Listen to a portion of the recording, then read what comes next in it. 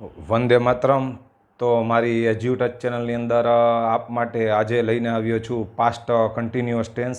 હવે એક સલાહ એ છે કે આ જે પાઠ વિદ્યાર્થી મિત્રો આપ જુઓ તો એમાં જે મેં વાક્ય રચના સમજાવેલી છે, એના એક્ઝામ્પલ આપેલા છે, પછી ચાલુ ભૂતકાળ છે તો એમાં આપ જાણો છો કે આઈએનજી લાગે છે તો આઈએનજીના પણ મૂળ ક્રિયાપદને કઈ રીતે આઈએનજી લાગે એના પણ નિયમો છે, એ મેં સ્ટેપ બાય સ્ટેપ સમજાવેલા છે.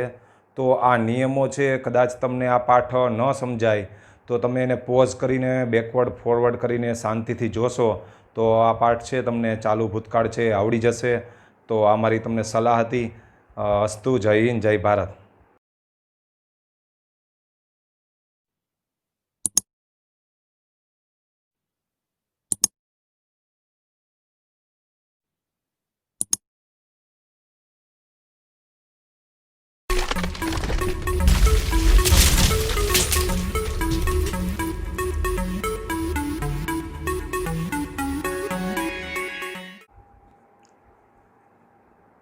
એજ્યુટચ ચેનલના ઓનલાઈન ઇંગ્લિશ ક્લાસની અંદર આપ સૌનું સ્વાગત છે. આજે આપણે ધોરણ 10 માટેના ચાલુ ભૂતકાળ, જેને ઇંગ્લિશમાં કહેવામાં આવે છે પાસ્ટ કન્ટિન્યુઅસ ટેન્સ, જેનો અભ્યાસ આજે આપણે પાર્ટ 1થી શરૂ કરી રહ્યા છીએ. અત્યારે આપણે ધોરણ 10 માટે ચાલુ ભૂતકાળ એટલે કે પાસ્ટ કન્ટિન્યુઅસ ટેન્સ એનો પાર્ટ 1 શીખવા જઈ રહ્યા છીએ.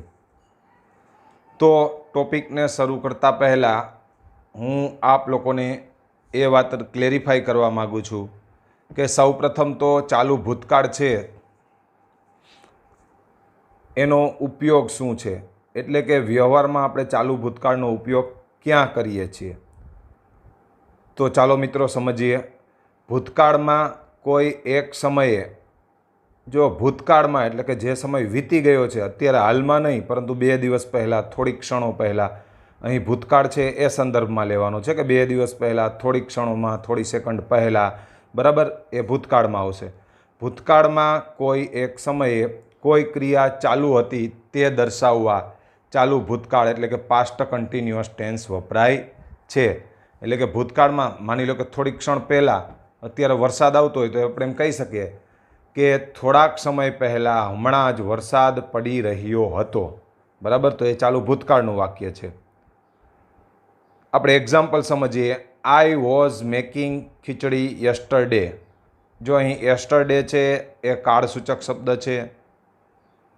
હવે આપણે વાક્યનું ગુજરાતી કરીએ. મેં ગઈકાલે અથવા હું ગઈકાલે ખીચડી બનાવી રહ્યો હતો. તો જો અહીં WS વોઝ એ ટુ બીનું રૂપ છે.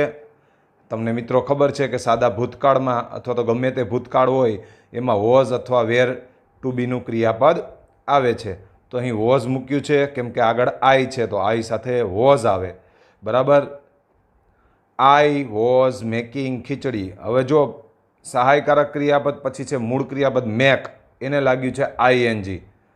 તો વિદ્યાર્થી મિત્રો હવે તમને એટલો તો ખ્યાલ આવી જ ગયો છે કે ચાલુ ભૂતકાળની અંદર વોઝ વેર પ્લસ જે આપણું મૂળ ક્રિયાપદ છે એનું V4 રૂપ એટલે કે એનું આઈએનજી વાળું રૂપ આવે છે મૂળ ક્રિયાપદનું ચાલુ ભૂતકાળની અંદર. તો આપ જોઈ શકો છો અહીં વોઝ મેકિંગ.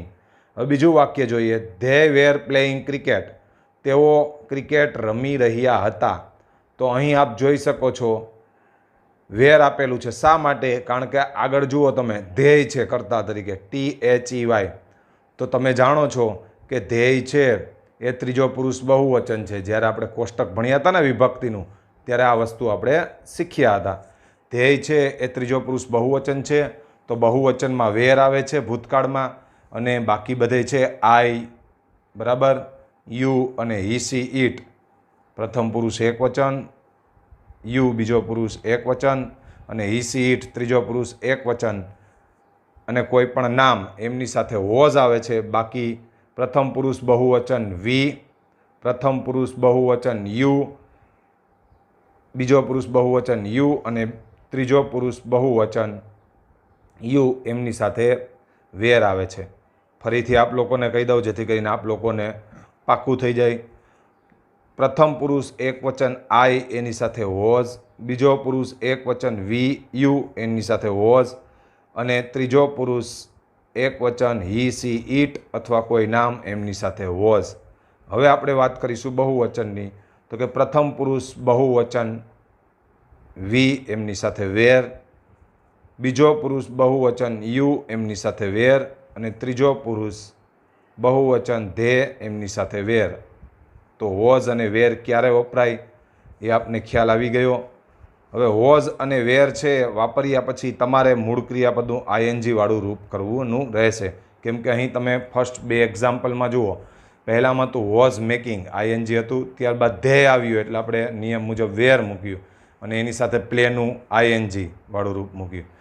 તો આટલું સમજ્યા બાદ આ હતો ચાલુ ભૂતકાળનો ઉપયોગ. હવે આપણે નેક્સ્ટ સ્લાઇડ તરફ આગળ જશું. હવે આપણે ભૂતકાળ શીખતા પહેલાં, ચાલુ ભૂતકાળ શીખતા પહેલાં આપણે તમામની વાક્ય રચના શીખીશું, જેમાં એસર્ટિવ સેન્ટેન્સ એટલે કે સાદું વાક્ય, ત્યારબાદ નેગેટિવ સેન્ટેન્સ એટલે કે નકાર વાક્ય, ત્યારબાદ ઇન્ટ્રોગેટિવ સેન્ટેન્સ એટલે કે પ્રશ્ન વાક્ય. આ ત્રણેયમાં અને WH ક્વેશ્ચન અને હુવાળું ક્વેશ્ચન, આ તમામમાં આપણે ચાલુ ભૂતકાળની વાક્ય રચના સમજીશું. સૌપ્રથમ આપણે એસર્ટિવ એટલે કે એફર્મેટિવ એટલે કે હકાર વાક્ય માટેની, એફર્મેટિવ એટલે કે હકાર વાક્ય માટેની વાક્ય રચના સમજીશું. તો આપ વાક્ય રચનામાં જોઈ શકો છો, સૌપ્રથમ આવે છે સબ્જેક્ટ, ત્યારબાદ ટુ બીનું ક્રિયાપદ વોઝ વેર, આઈએનજી વાળું ક્રિયાપદ, મૂળ ક્રિયાપદનું આઈએનજી વાળું રૂપ, ત્યારબાદ ઓબીજી એટલે ઓબ્જેક્ટ જેનો અર્થ થાય છે કર્મ, અને ત્યારબાદ ઓડબલ્યુ એટલે અધર વર્ડ્સ એટલે કે અન્ય શબ્દો. તો હવે આપણે એના એક્ઝામ્પલ જોઈએ. અહીં એક્ઝામ્પલ આપ જોઈ શકો છો. I was reading a book yesterday.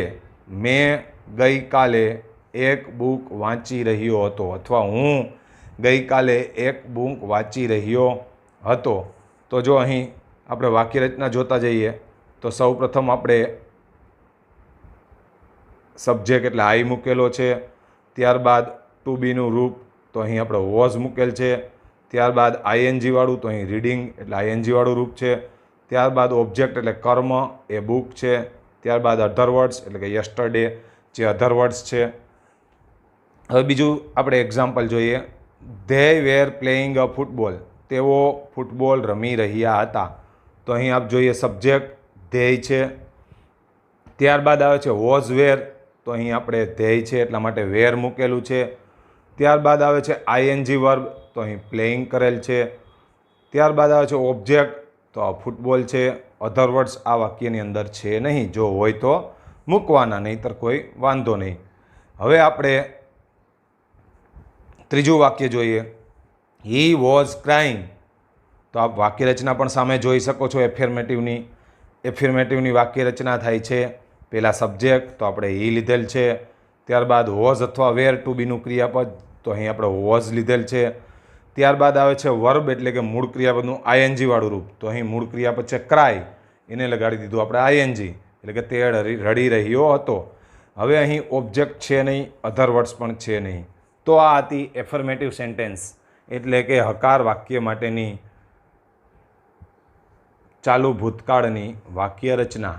હવે આપણે અહીં મિત્રો આપ જોઈ શકો છો, આપણે રીડિંગ, પ્લેઇંગ, ક્રાઇંગ એના આઈએનજી લગાડ્યું છે. તો આ આઈએનજી લગાડવું તમને ખાસ આવડવું જરૂરી છે, તો જ તમને ચાલુ ભૂતકાળ છે એ આવડશે. તો આઈએનજી શીખવા માટે શું કરવું કે મૂળ ક્રિયાપદને કઈ રીતે આઈએનજી લાગે છે એ શીખવું હોય તો આપણે શું કરવું, તો એના માટેના વિદ્યાર્થી મિત્રો નિયમો છે. જે નિયમો છે એ હું આપને ભારપૂર્વક કહું છું કે એ નિયમો છે પાકા કરી લેશો તો જ આપણને છે એ ચાલુ ભૂતકાળ છે એ આવડશે, નહીંતર ચાલુ ભૂતકાળ આપણને આવડશે નહીં. તો હવે આપણે નિયમો જોઈએ. તો સૌપ્રથમ નિયમ છે કે ક્રિયાપદને આઈએનજી લગાડવાના નિયમો. વિદ્યાર્થી મિત્રો 6-7 નિયમો છે જેની આપણે સ્ટેપ બાય સ્ટેપ સમજૂતી મેળવીશું. સામાન્ય રીતે ક્રિયાપદને અંતે આઈએનજી લગાડવાથી, એટલે કે આપ જોઈ શકો છો અહીં કે રીડ હતું તો એને સામાન્ય રીતે રીડિંગ થઈ ગયું, પ્લે હતું તો પાછળ પ્લે સ્પેલિંગ મૂળ એમનેમ રહેશે અને એને આપણે લગાડી દીધું આઈએનજી. તો આવા બીજા કેટલાક ઉદાહરણો જોઈએ. અહીં એક્ઝામ્પલ છે બાથ, BATH. તો આપ જોઈ શકો છો BATH મેં લખેલ છે, ત્યારબાદ રેડ અક્ષરથી લખેલું છે. જે મૂળ સ્પેલિંગ છે BATH એ એમનેમ લખી નાખ્યું છે, ત્યારબાદ રેડ અક્ષરથી લખેલું છે આઈએનજી, એટલે કે બાથને માત્ર આઈએનજી લગાડી દીધું. સેકન્ડ એક્ઝામ્પલ જોઈએ ડ્રો, DRAW ડ્રો. તો આપ જોઈ શકો છો ડ્રો છે મેં એમનેમ લખેલું છે, ત્યારબાદ આઈએનજી છે એ રેડ અક્ષરથી દર્શાવેલું છે. તો એને આ રીતે આપણે સામાન્ય રીતે પહેલો નિયમ હતો કે ક્રિયાપદને સામાન્ય રીતે આઈએનજી લગાડી દેવાથી ક્રિયાપદનું આઈએનજી વાળું રૂપ બની જાય છે. હવે બીજો નિયમ જોઈએ કે ક્રિયાપદને અંતે ઈ હોય તો તેને દૂર કરી આઈએનજી પ્રત્યય લાગે છે. જો આ દરેક નિયમો છે વિદ્યાર્થી મિત્રો કંઠસ્થ કરવા ખાસ જરૂરી છે. ક્રિયાપદને અંતે ઈ હોય તો તેને દૂર કરી આઈએનજી પ્રત્યય લાગે છે. આપ એક્ઝામ્પલમાં જોઈ શકો છો લીવ, રિમૂવ અને રાઇઝ. લીવ એટલે છોડવું, રિમૂવ એટલે દૂર કરવું અને રાઇઝ એટલે આથમવું. તો અહીં લીવમાં આપ જોઈ શકો છો નિયમ મુજબ અહીં ઉપર નિયમ લખેલો છે કે ક્રિયાપદને અંતે ઈ હોય તો નિયમ પણ આપ જોઈ શકો છો અને છેલ્લો અક્ષર પણ ઈ છે જે મેં રેડ અક્ષરથી કરેલો છે. બરાબર. તો શું કરવાનું છે? તો તેને જો નિયમમાં લખેલું છે કે આપણે ઈ હોય તો ઈને દૂર કરવાનો, તો અહીં આપ જોઈ શકો છો ઈ છે છેલ્લે, તો ઈને દૂર કર્યું તો પહેલાં માત્ર લખ્યું એલી એવી, બરાબર, પછી ઈ દૂર કરી નાખ્યું અને આઈએનજી લગાડી દીધું જે રેડ અક્ષરથી મેં દર્શાવેલું છે. એ જ રીતે આપણે રિમૂવમાં આપ જોઈ શકો છો ઈ દૂર કરીને બાકીના શબ્દો એમનેમ રહેવા દીધા છે, REMOV. ત્યારબાદ મેં રેડ અક્ષરથી લખેલું છે, ઈને નિયમ મુજબ આપણે દૂર કરી દીધેલો છે અને લગાડેલું છે આઈએનજી. ત્યારબાદનો ક્રિયાપદ છે રાઇઝ, RISE. એમાં પણ અંતે ઈ છે તો નિયમ મુજબ આપણે પહેલાં RIS એમનેમ લખી નાખશું અને હવે આવે છે ઈ તો એને દૂર કરશું અને નિયમ મુજબ આપણે ઉપર નિયમ લખેલ છે એ મુજબ ઈને દૂર કરીને આઈએનજી લગાડી દેશું. તો આ નિયમ હતો ક્રિયાપદને અંતે ઈ હોય તો તેને દૂર કરી આઈએનજી પ્રત્યય લાગે છે. હવે આપણે ત્રીજો નિયમ સમજીએ.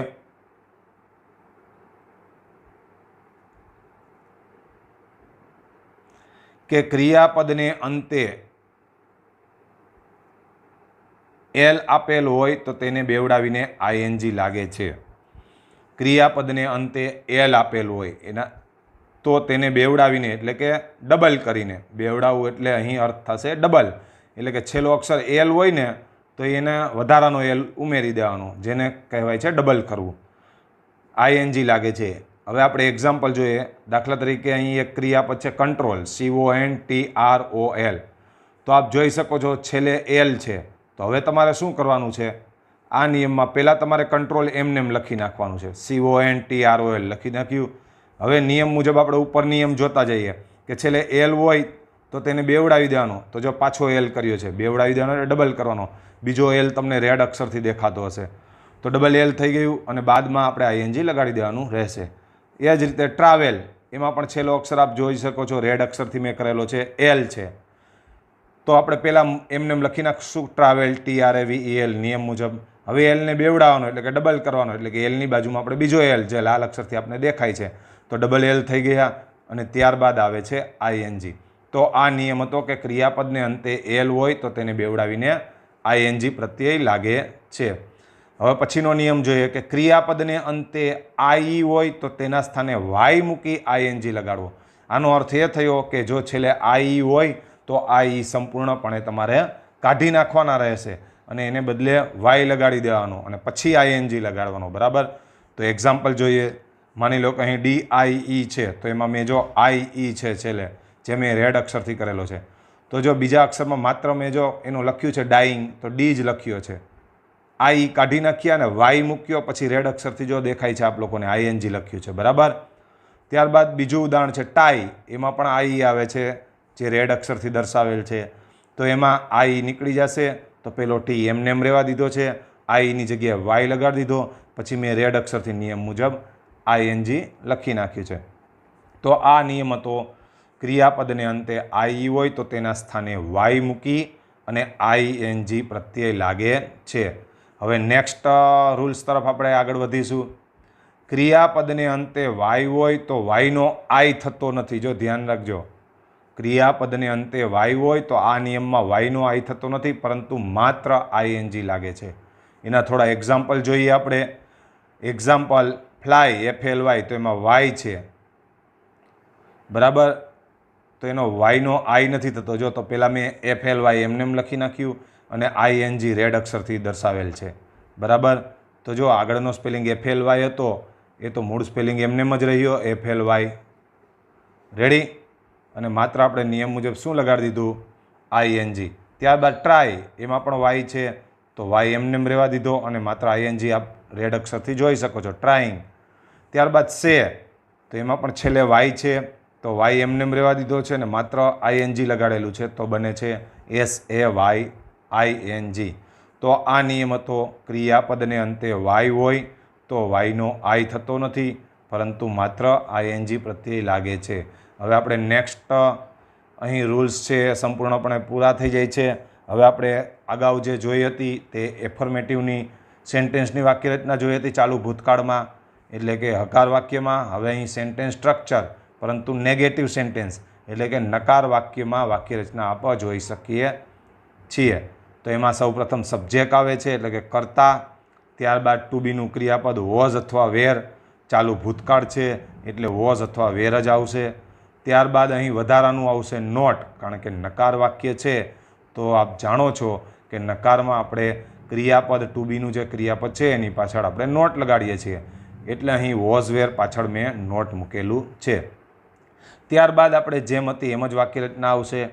જે મૂળ ક્રિયાપદ છે એનું આઈએનજી વાળું, જો અહીં મેં લખેલું છે આઈએનજી વર્બ. ત્યારબાદ આવશે ઓબ્જેક્ટ, OBJ, ઓબ્જેક્ટ એટલે કર્મ. ત્યારબાદ આવશે OW એટલે કે અધર વર્ડ, જેનો અર્થ થાય છે અન્ય શબ્દ. હવે આપણે એના એક્ઝામ્પલ જોઈએ. He was not working this task yesterday,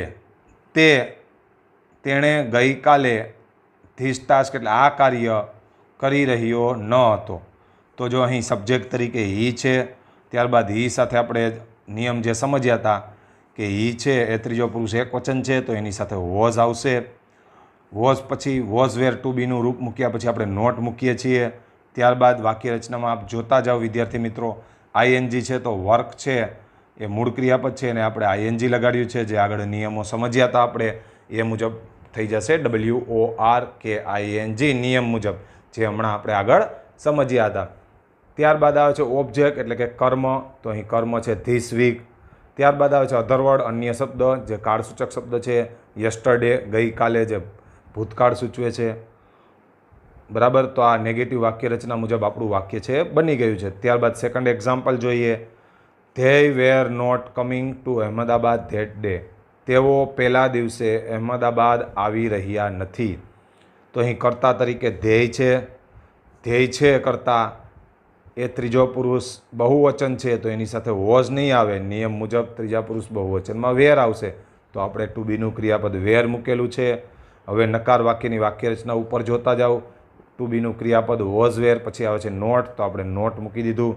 ત્યારબાદ વર્બનું આઈએનજી તો કમ, COME, એમાં પાછળ ઈ આવતો હતો તો આપણે હમણાં જ નિયમો સમજ્યા હતા કે જો પાછળ ઈ આવતો હોય તો ઈ કાઢીને એને આઈએનજી લગાડી દેવાનું, એટલે કે મૂળ ક્રિયાપદનું આપણે ઈ કાઢી નાખ્યો અને આઈએનજી બન્યું COMING, કમિંગ. ત્યારબાદ આવે છે અધર વર્ડ્સ ટુ અહેમદાબાદ, અહીં કર્મ છે નહીં, અને ધેટ ડે, બરાબર. તો આ નેગેટિવ સેન્ટેન્સની જે વાક્યરચના હતી એ મુજબ આપણે બે ઉદાહરણ જોયા. હવે આપણે આગલી રચના છે સેન્ટેન્સ સ્ટ્રક્ચર હુ પ્રશ્ન વાક્યો માટેની વાક્ય રચના. હુ પ્રશ્ન વાક્યો માટેની વાક્ય રચના. તો એમાં સૌપ્રથમ આવશે હુ. જો બીજા વાક્યો છે એના કરતાં આ થોડીક વાક્યરચના અલગ પડશે. બીજા વાક્યમાં આપણે ટુ બીના ક્રિયાપદ તરીકે વેર પણ લેતા હતા વિદ્યાર્થી મિત્રો. અહીં વેર નહીં આવે, કેમ કે હુની એક ખાસિયત છે કે એની સાથે ટુ બીનું ક્રિયાપદ વોઝ જ આવે છે, એટલે વોઝ મૂકેલું છે, વેર અહીં આવશે નહીં. જે વસ્તુનું આપ લોકોએ ખાસ ધ્યાન રાખવાનું રહેશે. ત્યારબાદ નિયમ મુજબ જે છે જ આપણે આઈએનજીનું વર્બ એટલે કે મૂળ ક્રિયાપદનું આઈએનજીવાળું રૂપ, પ્લસ OBJ એટલે કે ઓબ્જેક્ટ જેનું ગુજરાતી થાય છે કર્મ, પ્લસ OW એટલે કે અધર વર્ડ્સ જેનું ગુજરાતી થાય છે અન્ય શબ્દો અને ત્યારબાદ આવશે પ્રશ્નાર્થ ચિહ્ન. એનું આપણે એક્ઝામ્પલ જોઈએ. Who was reading a book that day. પહેલા દિવસે એક બુક કોણ વાંચી રહ્યા હતા? તો અહીં આપ જોઈ શકો છો વાક્ય રચના મુજબ હુ છે અને હુ સાથે નિયમ મુજબ વોઝ જ વાપરેલ છે, વેરનો ઉપયોગ થતો નથી. ત્યારબાદ આવે છે આઈએનજી વર્બ. તો અહીં રીડ છે એ મૂળ ક્રિયાપદ છે, એનું અહીં ચાલુ ભૂતકાળ છે, તો રીડનું થઈ જશે રીડિંગ. તો થઈ ગયું READING. ત્યારબાદ ઓબ્જેક્ટ અ બુક, બુક છે ઓબ્જેક્ટ છે, કર્મ છે. ત્યારબાદ અધર વર્ડ્સ ધેટ ડે અને લાસ્ટમાં આવશે પ્રશ્નાર્થ ચિહ્ન. તો આ વાક્ય રચના બની ગઈ હુની. ત્યારબાદ આપણે પ્રશ્ન વાક્યો માટેની વાક્ય રચના ભણીશું. તો પ્રશ્ન વાક્યમાં સૌપ્રથમ આવે છે વોઝ અથવા વેર ટુ બીનું રૂપ. જો પ્રશ્ન વાક્યમાં કર્તા અને ટુ બીનું રૂપ છે ક્રિયાપદ એ બંનેના સ્થાન બદલે છે. તો જો વોઝ વેર છે કર્તાના સ્થાને આવી ગયું અને વોઝ વેર મૂક્યા પછી સબ્જેક્ટ એટલે કર્તા છે એ વોઝ વેરની જગ્યાએ આપ ગયેલો જોઈ શકો છો. પ્લસ આઈએનજી એટલે કે મૂળ ક્રિયાપદનું આઈએનજી વાળું રૂપ. ત્યારબાદ ઓબ્જેક્ટ એટલે કે કર્મ, અધર વર્ડ્સ અન્ય શબ્દો અને પ્રશ્નાર્થ ચિહ્ન. એક્ઝામ્પલ જોઈએ. Was he eating an apple next day. તેણે બીજા દિવસે એક સફરજન ખાધું હતું. તો જો અહીં હી છે તો હી સાથે આપણે વોઝ વાપરેલ છે, તો પહેલાં ટુ બીનું ક્રિયાપદ વોઝ અથવા વેર આવે, પરંતુ અહીં હી છે એટલે વોઝ વાપરેલ છે. ત્યારબાદ સબ્જેક્ટ તો અહીં હી મૂકેલ છે. આઈએનજી તો ઇટિંગ કરેલ છે આપણે, EATનું કરેલું છે ઇટિંગ. ત્યારબાદ ઓબ્જેક્ટ એન એપલ. ત્યારબાદ અધર વર્ડ નેક્સ્ટ ડે અને લાસ્ટમાં પ્રશ્નાર્થ ચિહ્ન જે આપણે કરેલ છે. આ હતી પ્રશ્ન વાક્ય માટેની વાક્ય રચના. હવે આપણે આગળ WH પ્રશ્નો માટે. WH એટલે વોટ, વેર, હુમ, હુઝ, હુ, આ બધા WH ક્વેશ્ચન છે. એના માટેની વાક્ય રચના આપણે અભ્યાસ કરીશું. તો એમાં સૌ પ્રથમ આવશે WH શબ્દ પ્લસ ટુ બીનું ક્રિયાપદ એટલે કે આપણે ચાલુ ભૂતકાળ ભણીએ છીએ તો અહીં ટુ બીનું ક્રિયાપદ વોઝ અથવા વેર જ આવશે. પ્લસ સબ્જેક્ટ એટલે કે કર્તા, પ્લસ આઈએનજી એટલે કે ક્રિયાપદનું આઈએનજી વાળું રૂપ, પ્લસ ઓબ્જેક્ટ એટલે કે કર્મ, પ્લસ અધર વર્ડ એટલે કે અન્ય શબ્દો અને છેલ્લે પ્રશ્નાર્થ ચિહ્ન. હવે આપણે એના એક્ઝામ્પલ જોઈએ. What was he doing then. ત્યારે તે શું કરી રહ્યો હતો? તો જો અહીં WH ક્વેશ્ચન તરીકે વોટ મૂકેલ છે. ત્યારબાદ વોઝ અથવા વેર આવશે ટુ બીનું ક્રિયાપદ, પરંતુ અહીં હી છે તો એની સાથે આવશે વોઝ. ત્યારબાદ કરતા હી, ત્યારબાદ ડુ એનું આઈએનજી વાળું ડુઈંગ. ત્યારબાદ ઓબ્જેક્ટ અહીં છે નહીં, અન્ય શબ્દ જે કાળસૂચક શબ્દ છે ધેન અને ત્યારબાદ પ્રશ્નાર્થ ચિહ્ન. બીજું ઉદાહરણ જોઈએ. Why was C crying last night. તેણી ગઈ રાત્રે શા માટે રડી રહી હતી? તો અહીં WH શબ્દ છે વાય, ત્યારબાદ ટુ બીનું ક્રિયાપદ ચાલુ ભૂતકાળમાં આવે છે વોઝ અથવા વેર, તો આપણે વોઝ મૂકેલું છે કારણ કે અહીં કર્તા તરીકે સી છે તો આપણે વોઝ મૂક્યું છે. અહીં કર્તા કયો છે એ ખાસ આપ વિદ્યાર્થી મિત્રોએ જોવાનું રહેશે. જો આપ અહીં કર્તા જોયા વગર વેર મૂકી દેશો તો આપનું વાક્ય છે એક્ઝામની અંદર 10 બોર્ડમાં એક્ઝામની અંદર અથવા તો કોઈ પણ એક્ઝામની અંદર ખોટું પડશે. તો અહીં સી કરતા છે તો આપણે વોઝ મૂકેલ છે. ત્યારબાદ કરતા સી, આઈએનજી વાળું રૂપ ક્રાઈનું ક્રાઇંગ, ઓબ્જેક્ટ આ વાક્યમાં છે નહીં અને અન્ય શબ્દ લાસ્ટ નાઇટ જે કાળસૂચક શબ્દ દર્શાવે છે ગઈ રાત્રિ અને છેલ્લે પ્રશ્નાર્થ ચિહ્ન. તો આ હતી WH પ્રશ્ન વાક્યની વાક્ય રચના. હવે આપણે એક નિયમ અધૂરો રહી ગયો હતો જે જોઈ લઈએ કે ક્રિયાપદને અંતે વ્યંજન હોય અને તેની આગળ એક જ સ્વર હોય ત્યારે વ્યંજનને બેવડાવવાનો રહે છે. એક્ઝામ્પલ નીટ, તો એમાં જો છેલ્લે વ્યંજન છે અને વ્યંજન આગળ એક જ સ્વર છે ટી, તમને વ્યંજન દેખાય છે એની આગળ એક જ સ્વર છે આઈ, તો એનું આપણે કર્યું છે પહેલાં એમનું એમ લખી નાખ્યું છે KNIT, પછી જો ટી ડબલ કરી નાખ્યો છે, બેવડાવવું એટલે ડબલ કરવું, અને આઈએનજી આપણે લગાડી દીધેલું છે. ત્યારબાદ સીટ, એમાં પણ છેલ્લે ટી આવે છે અને જુઓ ટીની આગળ એક જ સ્વર આવે છે આઈ. અંગ્રેજી શબ્દોમાં વિદ્યાર્થી મિત્રો ધ્યાન રાખજો AEIOU આ 5 સ્વરો છે, બાકીના બધા ABCDના જે મૂળાક્ષરો વધે છે એ વ્યંજન છે. ઓકે, તો અહીં છે છેલ્લો અક્ષર વ્યંજન છે નિયમ મુજબ ટી અને એની આગળ છે એક જ સ્વર છે જો આઈ, પછી એકેય સ્વર છે નહીં એટલે એ પણ ધ્યાન રાખવાનું કે છેલ્લો વ્યંજન હોય અને એની આગળ એક જ સ્વર હોવો જોઈએ, પછી બીજો વાક્યની અંદર બીજા અક્ષરોમાં ક્યાંય સ્વર આવવો જોઈએ નહીં, તો જ બેવડાય છે વ્યંજન, બરાબર. તો SIT સીટ છે, છેલ્લો અક્ષર ટી છે જે વ્યંજન છે, એની આગળ સ્વર છે, આઈ એક જ સ્વર છે, બીજા કોઈ સ્વર નથી. તો આપ જો અહીં SIT સીટ એમને એમ લખેલ છે તો નિયમ મુજબ ડબલ ટી કરી નાખ્યા છે, SITT અને બાદમાં ING લગાડેલ છે. હવે આપણે આ હતા એની વાક્ય રચના ચાલુ ભૂતકાળની. પછી એના નિયમો ING લગાડવાના કે ચાલુ ભૂતકાળમાં મૂળ ક્રિયાપદને ING લાગે છે તો એ કઈ રીતે ING લાગશે, મૂળ ક્રિયાપદના એના નિયમો અને એની વાક્ય રચના ભણ્યા. હવે આપણે એની એક અલગ જ ચાલુ ભૂતકાળનો અલગ જ ઉપયોગ શીખવાનો છે કે જ્યારે બે સમયની વાત કરેલું હોય ને ત્યારે પાસ્ટ કન્ટિન્યુઅસ ટેન્સ વપરાય છે, એટલે કે ચાલુ ભૂતકાળ. એક્ઝામ્પલ જોઈએ. Mehul was going to play cricket yesterday at 7 AM. Mehul ગઈકાલે સવારે 7 વાગ્યે ક્રિકેટ રમવા જઈ રહ્યો હતો. તો અહીં વિદ્યાર્થી મિત્રો આપણે નોટ એ કરવાની છે કે જો અહીં એક સમય છે યસ્ટરડે ગઈકાલે અને બીજો સમય છે 7 AM સવારે 7 વાગે, એટલે આપણે ઉપર નિયમમાં વાત કરી કે જ્યારે બે સમયની વાત કરેલું હોય ને ત્યારે પણ પાસ્ટ કન્ટિન્યુઅસ ટેન્સ વપરાય છે. તો અહીં બે સમય હતા યસ્ટરડે અને 7 AM.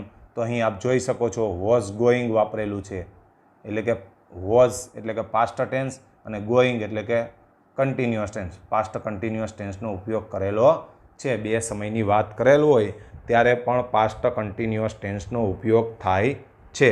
હવે આપણે આનો બીજો ઉપયોગ જોઈએ ચાલુ ભૂતકાળનો કે જ્યારે વેન અને વાઇલ અથવા તો એઝવાળો વાક્ય આવે ત્યારે પણ ચાલુ ભૂતકાળનો ઉપયોગ થાય છે. વિદ્યાર્થી મિત્રો ખાસ ધ્યાન રાખજો કે વેન, વાઇલ અને એઝવાળું વાક્ય હોય જે આપણે WH ક્વેશ્ચનમાં ભણ્યા હતા, પછી એઝ કન્જક્શનમાં પણ ભણ્યા હતા. વેન, વાઇલ અને એઝવાળા વાક્યમાં પણ ચાલુ ભૂતકાળનો ઉપયોગ થાય છે. એના એક્ઝામ્પલ જોઈએ. પહેલાં વેનનું જોશું, પછી વાઇલનું જોશું અને પછી એઝના વાક્યનું આપણે ઉદાહરણ જોશું જેમાં ચાલુ વર્તમાન ભૂતકાળનો ઉપયોગ થયેલો હશે. એક્ઝામ્પલ.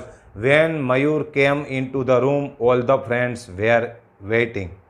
જ્યારે મયુર રૂમમાં આવ્યો ત્યારે, વેનનું ગુજરાતી કરવાનું થશે જ્યારે ત્યારે, બધા મિત્રો તેની રાહ જોઈ રહ્યા હતા.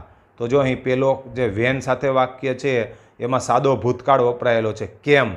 કેમ છે એ સાદા ભૂતકાળનું મૂળ ક્રિયાપદનું રૂપ છે, બરાબર. અને જ્યારે બીજું વાક્ય છે એમાં વેર વેઇટિંગ, વેઇટ એનું થયું વેઇટિંગ અને સાથે વેર છે એટલે કે ચાલુ ભૂતકાળ ઇન્ડિકેટ કરે છે. તો આપ જોઈ શકો છો અહીં વેનવાળું વાક્ય હતું એમાં પણ ચાલુ ભૂતકાળનો ઉપયોગ થયેલો છે. હવે આપણે વાઇલવાળા વાક્યમાં ચાલુ ભૂતકાળનો ઉપયોગ થયેલો જોઈશું. તો એનું એક્ઝામ્પલ જોઈએ. While the principal was coming in the class the bell રેંગ. જ્યારે આચાર્ય ક્લાસમાં આવી રહ્યા હતા ત્યારે જે ઘંટડી છે એ વાગી. તો જો વેન અને વાઇલવાળા વાક્યમાં વિદ્યાર્થી મિત્રો આપણે નિરીક્ષણ કરીને જુઓ તો ખ્યાલ આવશે કે શું બંને વચ્ચે ડિફરન્સ રહેલો છે.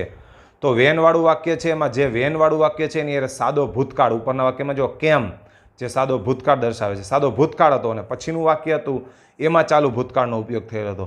જ્યારે વાઇલ અને એઝ બંને વાક્યમાં આપ જુઓ અહીં એ બંને વાક્યમાં છે વાઇલ અને એઝવાળા જે વાક્ય છે એની સાથે જે વાક્ય વપરાયેલું હશે એમાં ચાલુ ભૂતકાળ હશે અને એના પછીનું જે અલ્પવિરામ પછીનું વાક્ય હશે એમાં સાદો ભૂતકાળ હશે. આ બંને વાક્યમાં નીચેના વાઇલ અને એઝ વાક્યમાં આપ જોઈ શકો છો.